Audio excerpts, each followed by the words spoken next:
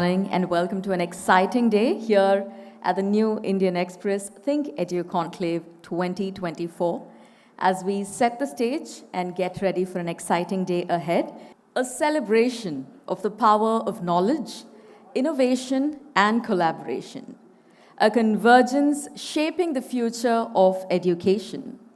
Ladies and gentlemen, welcome to the grandeur of intellect and discourse. Welcome to the New Indian Express ThinkEdu Conclave 2024. Today, India's largest education conclave steps into the 13th edition, including a very special one in a virtual format.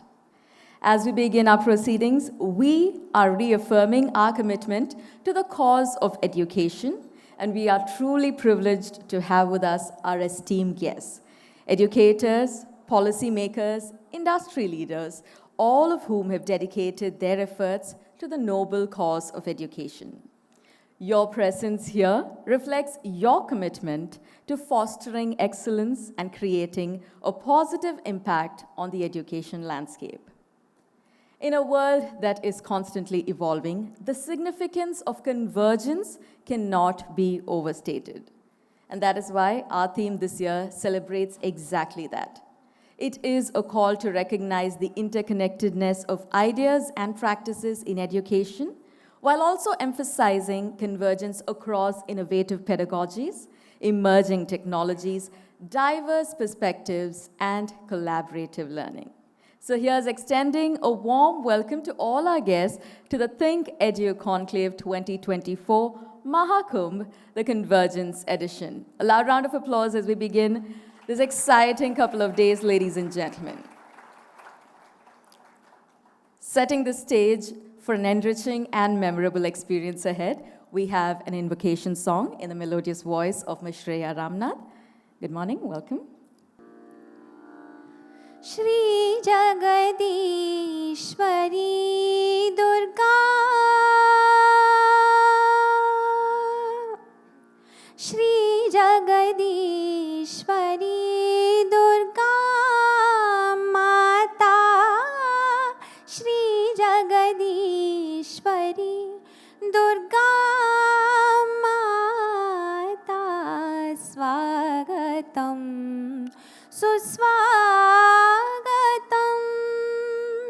Swagatam Suswagatam Shri Jagadishwari Durga Mata Shri Jagadishwari Durga Mata Swagatam Suswagatam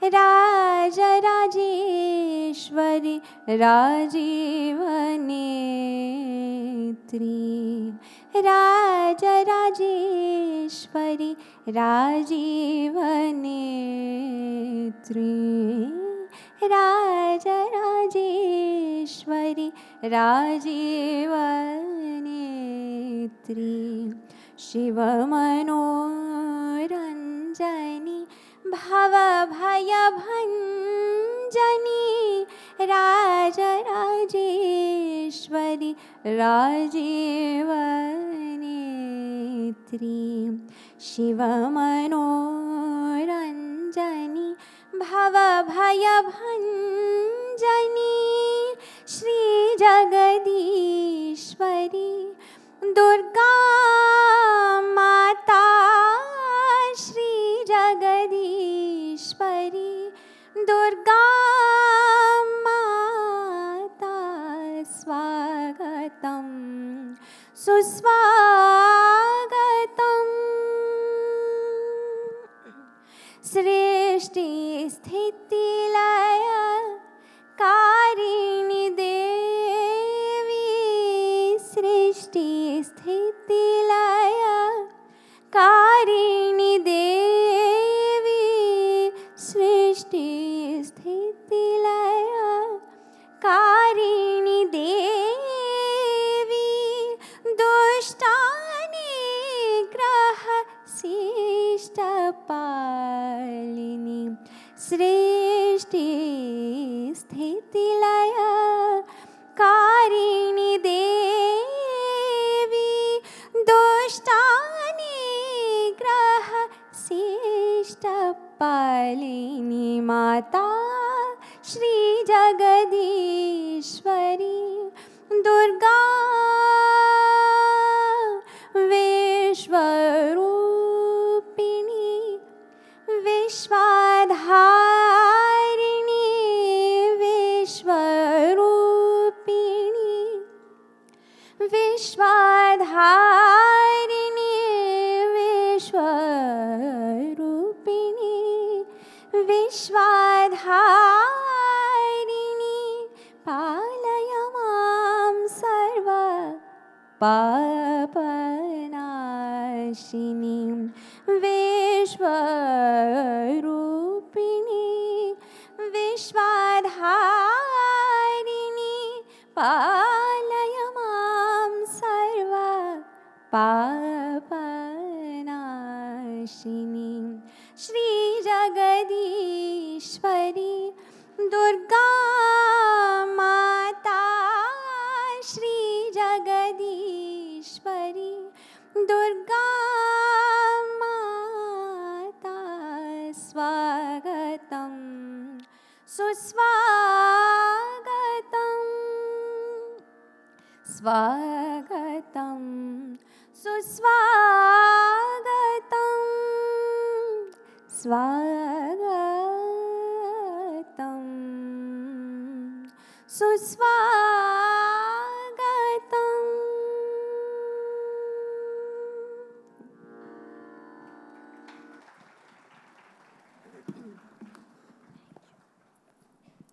A truly beautiful and auspicious start indeed, ladies and gentlemen. Marking the commencement of our proceedings, it is our honor to invite onto the stage Mr. Arif Mohammed Khan, the Hon'ble Governor of Kerala. Please join me as I extend a warm welcome to the Hon'ble Governor of Kerala to join us on stage. Welcome, sir.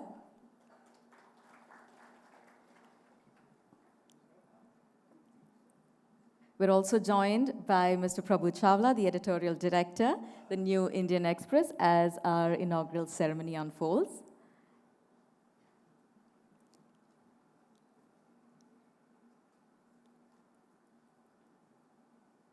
A beautiful morning, and of course, 2 days of exciting ideas being shared right here on this platform. Ladies and gentlemen, a lot to look forward to here at the ThinkEdu Conclave 2024. Our stage is all set as our inaugural ceremony unfolds. If I may request all our guests to please rise for the national anthem.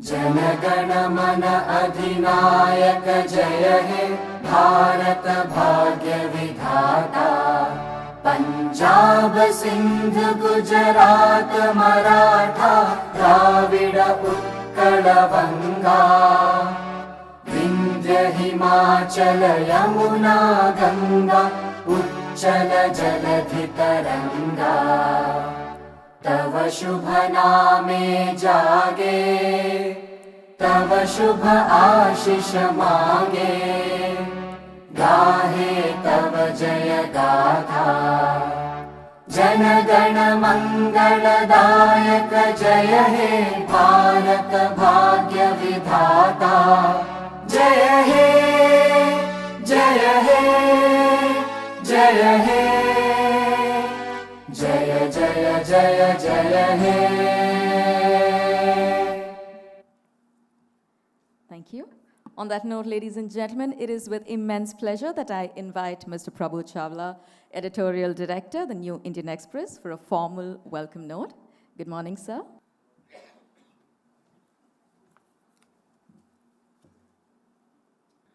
Vanakkam, good morning, namaskar. We are back again, and back with a bang. As Professor Vaidya Subramaniam told me to call it a Kumbh edition of Think Education. It was a good thinking that Kumbh means you have to celebrate the collection of thoughts here, not human beings. For 12 years, we have been meeting here almost without stop, except COVID stopped us from 1 year. In fact, we are 13 editions, but physical, there were 12 editions. I must emphasize, Chennai has been very kind to us, and Shastra University has been very liberal in having a faith in us that we can deliver the best.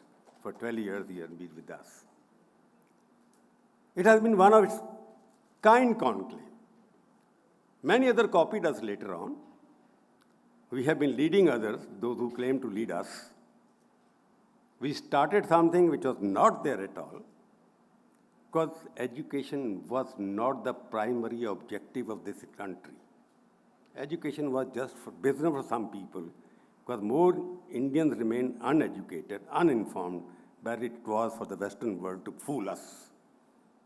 Education never got the priority which we are getting now. We decided, okay, as a newspaper organization, it is our responsibility to bring to the focus the kind of education India needs again. Because we were the best in the past. But we were given some education system which made us slaves mentally. We were physically freed during independence, but mentally we were controlled by the same education system which was delivered to us through the books, through the literature, which was written by foreigners for India. It was not written by Indians for India. The thought process came from Berkeley, from Harvard, from whatever, Oxford and whatever. They thought the best method of teaching was from there. We thought, let us bring something to the focus which is required to unite India, because education is the only subject, it is a knowledge which can make India powerful again, and is making powerful again. So we started with the concept of Indianization of Indian education. That was the theme of the first, that Bharatiyata, in the term that how we Bharatiyakaran of Indian education, how we Indianize the Indian education, because we have a great past. So when we are looking at it, that how to bring it there, our objective was very clear, that we had for the last 12 years, 25 sessions of 200 hours discussing various issues which involve Indian education, primary to higher education. We have 600 speakers so far, from former President Bharat Ratna Pranab Mukherjee and Dr. Kalam, who was the first to inaugurate it. We had about a dozen chief ministers, a dozen governors, about 25 vice chancellors every year, academicians, film star, sports person, all the opinion makers who came here and discussed the issues of education in this country. It was a kind of, I would call the rendezvous, where the conflict of ideas took place. They were fighting for ideas, not for any ideology. How to make India better educated and better informed and better prospective. So in this process, we had some kind of, when they say, for us, the ThinkEdu education has been some kind of platform individuals who indulge in confrontation of ideas. That my idea is better for you than you. My idea for a better India is better for you. My idea of a better education is better than your idea of education for you. There may be a conflict. Leftists may think in some particular kind of way. What we provide is a platform, okay, you discuss what is good for India, what is not good for India, let us forget the bad and adopt the good. So we wanted to define the good, how to make the better the best. We were from the worst. We wanted to make it good. And when we reach the good, we wanted to make it better. Now the stage has come, how can we become better than the best in the world in terms of education, which we are going there. National education policy, for example, which came after many years of fighting, many policies were made. Ultimately, under the leadership of Prime Minister Modi, he made it a point, okay, we'll have a national education policy. Some people still don't agree. But if you go to the national education policy, it has evolved out of discussion and idea which we had in this platform. If you read the national education policy and the speeches on our website made by various speakers, it reflects that we were able to influence some part of it. And Mr. Sasabudde will come in the afternoon, you'll see that he speak about it. So what was this? Our objective was to revive the forgotten Indian rich heritage. Revive the Bharatiyata. Revive the principle of India, the pride of India. Revive the richness of our Vedas and Puranas. Revive the relevance of both Kautilya and Chanakya. We were talking about all that which we had. Revive Bharat, who's provided literature and scripture to the entire world. People are reading about them. Revive the Bharatiya model of teaching and learning. That was the whole idea. Revive the concept of one Bharat, inclusive Bharat, pluralist Bharat, and prosperous Bharat. Revive the divide, remove the divide between elitist and irrelevant education to a relevant education which makes Bharat proud. That was the whole objective of education here. So we have been doing it, and we continue to do it, because education, well, language divides, but in this case, people try to divide the India through languages. But national education policy has made such a platform where these languages can be one language of India.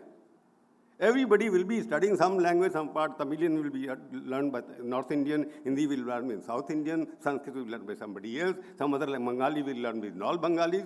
So we have made that possible so that everybody knows the Indian language, at least one extra Indian language, rather than their own language alone. So we, through the system of education, we have contributed our bit. We'll continue to do that.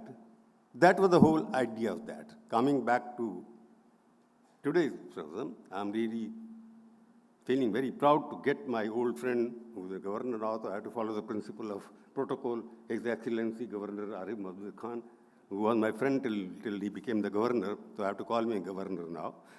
Your Excellency, we are really thankful to you for coming here.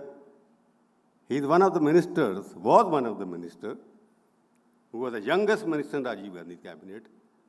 He created a history of a different kind, resigning on principle. He could have stayed on. He comes for a community which people think is not the part of the mainstream. But by one action, he proved that this community thinks better than all of us think.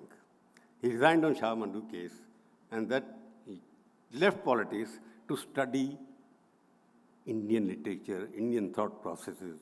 And when he was in Banwas, political Banwas, I think he's one of the rare scholars who speaks more Sanskrit, knows more about Indian Vedas and culture than anybody who teaches them.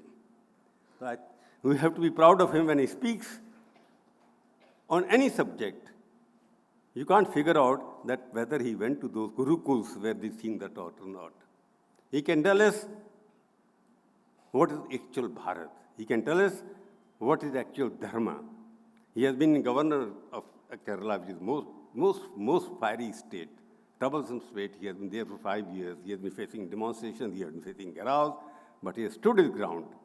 So he is with us today to deliver the inaugural lecture. Sir, the stage is yours. You are most welcome. After that, before we inaugurate formally we have to do that, no? Lamp ceremony we'll do, then after that. Thank you very much. Welcome again, all of you here. Thank you, sir. Ladies and gentlemen, a lot to look forward to here at the ThinkEdu Conclave 2024. Of course, like Mr. Prabhu rightly said, taking our proceedings further, we have a formal lighting of the lamp to invoke the divine powers. If I may invite Mr. Arif Mohammed Khan, the Hon'ble Governor of Kerala, to lead us with the lamp lighting, Mr. Prabhu Chawla, the editorial director, the New Indian Express. It is also my pleasure to extend a warm invitation to Ms. Santwana Bhattacharya, editor, the New Indian Express Group, to join us with the lamp lighting. I'd also like to take the opportunity to invite Ms. Lakshmi Menon, CEO, the New Indian Express, to join us with the lamp lighting. Ladies and gentlemen, if we may have your complete attention. We'd also like to extend a very warm invitation to Professor Vaidyanathan to join us and grace the stage during our lamp lighting ceremony. Welcome, sir.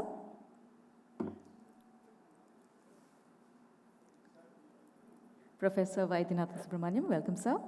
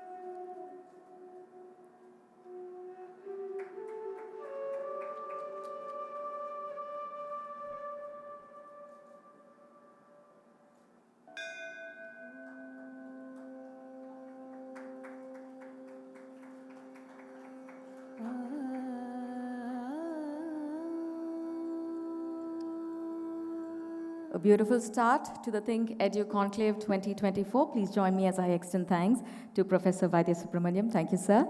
A very special thanks to Ms. Santwana Bhattacharya and Ms. Lakshmi Menon for gracing the stage.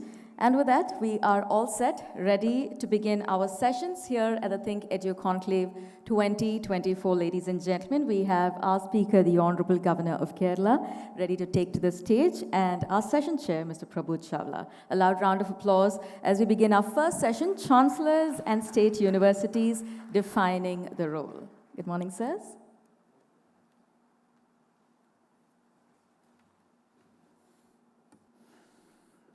Shri Prabhu Chawla ji, the new Indian Express family, ladies and gentlemen. I would like to compliment new Indian Express because they are possibly the only one who organize an annual conclave on education.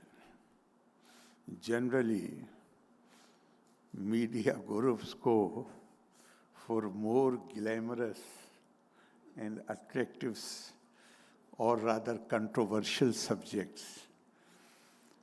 But to pay attention to something which is absolutely basic, particularly in the Indian context, because our civilization from ancient times, our culture has been identified, and instead of using my own words, I would like to use the words of Arab historians of 10th and 11th century. Each one of them has written world history, somebody in 10 volumes, somebody in 11 volumes, 8 volumes. And surprisingly, there is one thing is common there. In the first chapter, most of it has been devoted to India. And why? They say that there are 5 dominant cultures or civilizations in the world. The Iranian civilization is known for its majesty. Chinese is known for their craftsmanship and obedience to the law and rulers. Romans for their beauty and chivalry. Turks for their bravery. And these are not my words. They have used these words. India is the only civilization which is known for promoting knowledge and wisdom. That is India's genius. We have been not just one place. All our books are full of exhortations. Tapa swadhyay nirittam. Ever devoted to the pursuit of knowledge. And then question has been asked, what is tapa in Upanishad? And the reply given is, tapa is the austerities which you take voluntarily, which you enjoy. That, what is that tapa? That tapa is swa adhyay, acquisition of knowledge, plus sharing the knowledge with others.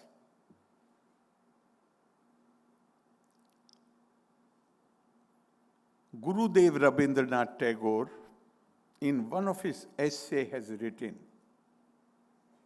India cannot attain true independence unless it is recognized that her foundation is in mind. Our foundation is not in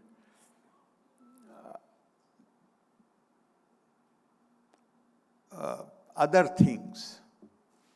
Her foundation is in mind, which with its diverse powers and confidence in those powers goes on all the time creating Swaraj for itself. Our Honorable Prime Minister Shri Narendra Modi last year, in his address from the rampart of the Red Fort, he talked about Panch Piran. And one of the Panch Piran is to develop better understanding of our cultural legacy and be proud of it.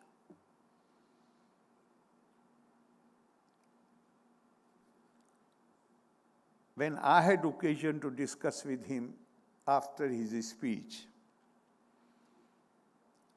I said to him, I said, sir, the Indian legacy is the legacy of knowledge. The time of fall and decline which we have gone through was only because we ceased to be loyal. And again, I won't like to use my words. I will use the words which have been used by Swami Rangnath Nanda in his famous book, Eternal Values for a Changing Society. He has said therein that India, right from the inception of its civilization, was a society who were worshippers of Ma Saraswati.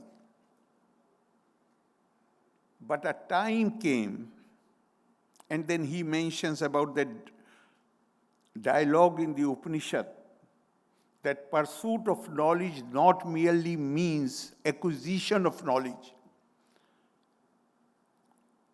Sharing of the knowledge is equally important to complete the process. And then he says that we continue to pay lip service to this ideal, but we really cease to be loyal to the ideal. We continue to be engaged in the acquisition of knowledge, but we stopped sharing knowledge with others. And he has quoted from Srimad Bhagavat, Saraswati Gyan Khalv Yatha Sati. A scholar who imprisons knowledge within herself or himself and does not share it with others,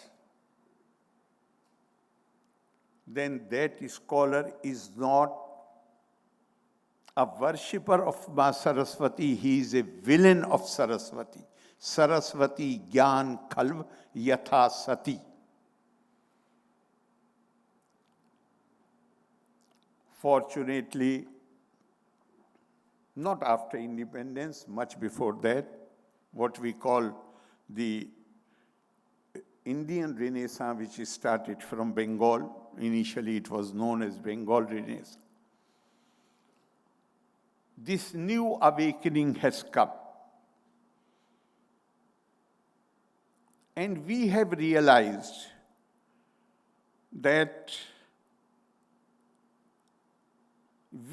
without education, it is not possible to produce enfranchised human beings, beings who are free from prejudices and biases, people who have that equipoise, sanctity of spirit, refinement of spirit, development of mind. And that is why in our tradition, education is called Tad Dittiye Janma. You are born from your parents, but you take your second birth through your teachers. If after receiving education, 10 minutes का है, मुझे बताओ, हैं? Already, 9 minutes already. Okay, 1 more minute. So if you, after receiving the education, if you continue to be the same, then your education, my education, has not really served its purpose. And that is why it has also been asserted. Tejas vina vadita mastu. Whatever we learn, the knowledge that we acquire, we must internalize it so that it manifests itself in enlightening others. And the best, we have to have this question-answer session, so I'm supposed to conclude my remarks in 10 minutes. I've taken 1 more minute. It has been, I find it, there are so many quotes, but what Bhartari Hari has said about education, I find absolutely captivating, enchanting the mind. He said, Vidya nam narasya, rupa madhikam, pirchanna guptam dhanam. Vidya bhokari yasha sukkari, vidya guru nam guru. Vidya bandhu jano videsh gamane, vidya param devtam. Vidya rajsu pujyate nahi dhanam, vidya vihina pashu. That is the importance of education in Indian tradition.